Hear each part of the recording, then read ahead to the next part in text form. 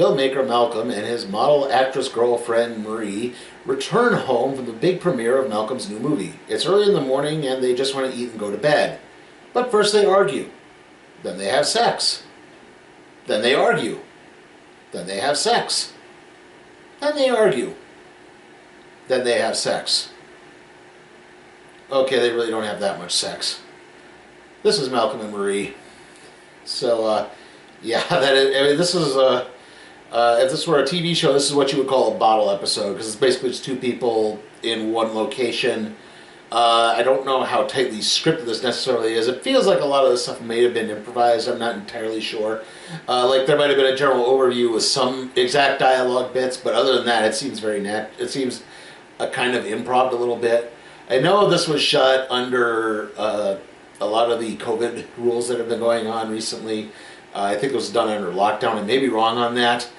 So yeah, it was very, very tightly done. There was, I mean, there are only like 7 names, and most of those are just producers and the actors who were technically also listed as producers.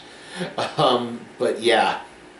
Yeah, and like I said, sex is a little bit of a loose, like, you know, there are some sexual acts in it, but, you know, it's not like full on, you know, stuff like that. It's just, you know, some references here and there and other things, but basically Malcolm is, you know, he's kind of this up-and-coming filmmaker, and he just made a movie about a young woman's struggle with addiction and her going to rehab and fighting through it, and it's kind of destined to be his big breakthrough in Hollywood, and it's already inkling that they're going to start getting some big-time reviews for this. And it kind of turns out this is mostly based on Marie's life, that she was a drug addict at 20. In fact, she was a drug addict when she and Malcolm first kind of got together, and he helped kind of coax her through it. And, you know, she sort of realized that, like, but the first little crumble, the hole in the wall, if you will, in their relationship is that he didn't thank her at the premiere, and he tried to apologize for it while the movie was playing, and she tried to pass it off saying it was fine, but of course it wasn't fine. And again, she says, you know, you took my life and you threw it up there, and then you kind of see where everything starts, kind of their relationship. If it were a wall, it's kind of starting to fall apart a little bit. Like here's a crack, here's a crack, here's a crack. Here's where this is all kind of falling apart, But there's also like some kind of funny outer points of this too. Like early on, Malcolm kind of goes on this little diatribe about how, you know, everyone's going to say the same thing about this movie and how it's about, you know, the African American experience and going to rehab and how, you know, black people are neglected. He's like, no, it's a story about someone struggling with drug addiction. Their race is entirely coincidental. I was not trying to make a political statement other than, you know, the struggle that drug addicts have to try to achieve some semblance of normalcy in life.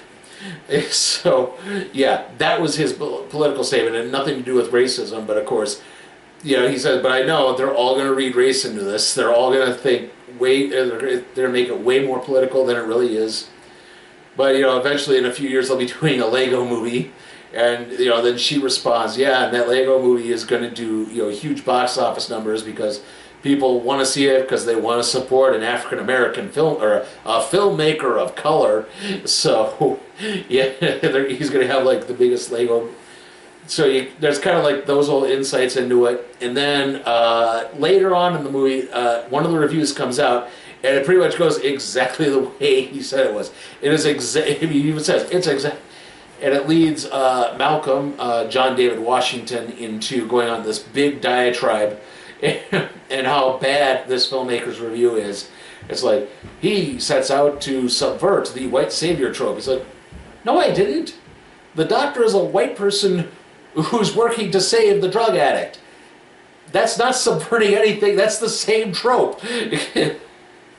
And he goes on this whole rant, and weirdly, John David Washington kind of turns into his father, because his father is Denzel Washington, and if you remember, because this thing is about on level with the rant from Training Day, the King Kong ain't got nothing on me rant from Training Day, where he's just screaming and walking in circles and yelling and yelling and yelling and saying the same things over and over again. But it's really entertaining because it's just so funny, and how this one review, which, by the way, is a complimentary review. The critic loved the movie, but it just sets them off because it's so cliched and overwritten and everything. They don't understand anything as to what this movie is. And of course, it turns out also the critic is white. But it sort of also leads into the other problem. Again, basically, Marie's whole arc is, again, this thing was based on her life, but she can't help but wonder, like, why did he, not cast her in the movie? She auditioned, like, she kind of helped write the movie with him, like this was something they were going to do together, but then he suddenly picked a different actress. And he sort of says, you didn't appear to want it. You just thought you were going, you kind of auditioned thinking you were going to get this shot of, maybe just because we're connected and because it's mostly your story, but, the actress I hired actually put effort into it and gave an intensity that you did not give. And so there's kind of that, and it starts to kind of blow out again, where you start to tell, like, maybe these two really do like each other, but they're not going to last. Like, even at one point he says, look, we're probably going to wind up getting married and divorced like 3 times, because, they're just that incompatible of people. And, the movie doesn't really have a definitive ending. It just sort of ends. So I won't get too spoiled. It's not really a spoiler, but it just kind of, comes to an end, and these characters have done what they've done, and then they're going to move on, and he's going to get his critical acclaim and direct his Lego movie.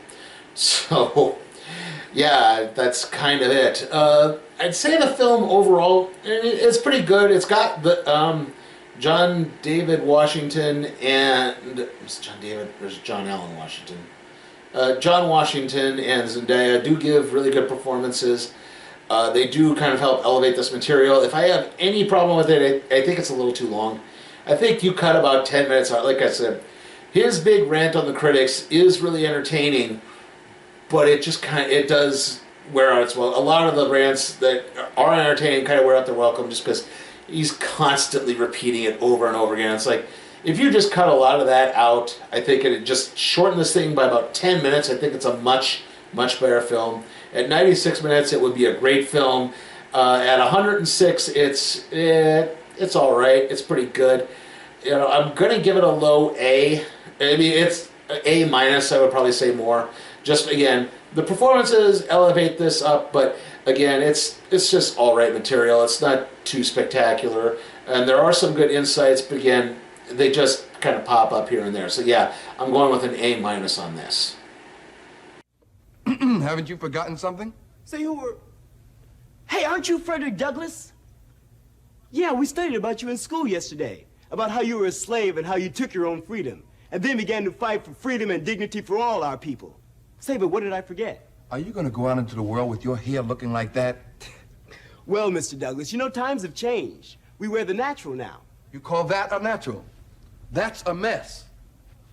I've been watching the progress of our people, and I'm quite familiar with the natural. And I'm also aware that it is worn as an outward expression of pride and dignity. So haven't you forgotten? Right. My Afro Sheen comb easy and hairspray for Sheen. I can dig this getting my fro together. My sentiments almost exactly. Well, how's this, Mr. Douglas? Mr. Douglas? Man, ain't nobody gonna believe this. Okay, so as I am recording this, I'm probably going to get this up late Friday, I guess, to be more precise. Yesterday on the 4th, I uploaded my Super Bowl 55 preview video. It is a long one, but I kind of had some fun making it. If you can endure it, I'd really like it if you could give it a watch. The next video after this is going to be the random trade review on the Iron Fist Masterworks Volume 1. I'm in the process of putting the finishing touches on that. That should hopefully be up, again, Saturday afternoon, evening-ish, somewhere in there. maybe more so early evening. This is going to take a while to finally get the editing through. But hopefully, again, it should be up on time.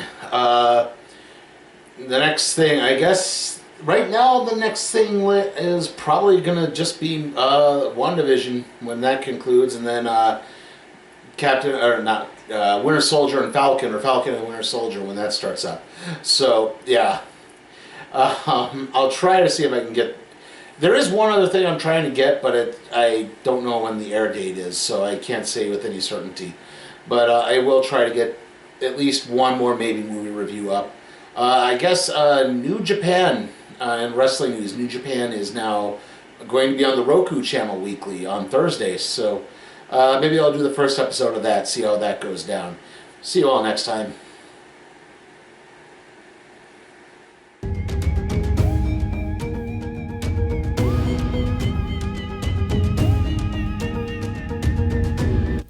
Hey guys, remember, you can help support my channel at patreon.com/SleepyTimeForCat Productions, where you can help request a movie, even if it's something like, say, Sonic the Hedgehog or the next Purge film. I'll review it.